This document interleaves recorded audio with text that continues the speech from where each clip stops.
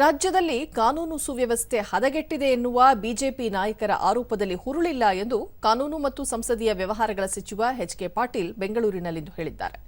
ಹುಬ್ಬಳ್ಳಿಯಲ್ಲಿ ನಡೆದ ಹತ್ಯೆ ಪ್ರಕರಣಗಳಿಗೆ ಸಂಬಂಧಿಸಿದಂತೆ ಗೃಹ ಇಲಾಖೆ ಈಗಾಗಲೇ ಬಿಗಿ ಕ್ರಮಗಳನ್ನು ಕೈಗೊಳ್ಳುತ್ತಿದೆ. ಆಗಿದ್ದರೂ ಕಾನೂನು ಸುವ್ಯವಸ್ಥೆ ಕುಸಿದಿದೆ ಎನ್ನುವ ಆರೋಪ ಸತ್ಯಕ್ಕೆ ದೂರವಾದದ್ದು ಎಂದರು.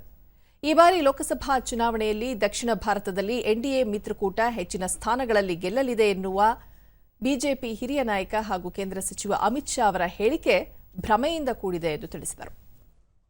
Whatever actions necessary to see that such incidents doesn't reoccur. I'm sure some better system will be evolved and the Home Minister is making all the efforts in that direction. It is nothing but his daydreaming. Brahmel iddare avaru. He is somehow, I don't know, I can only say that he is daydreaming.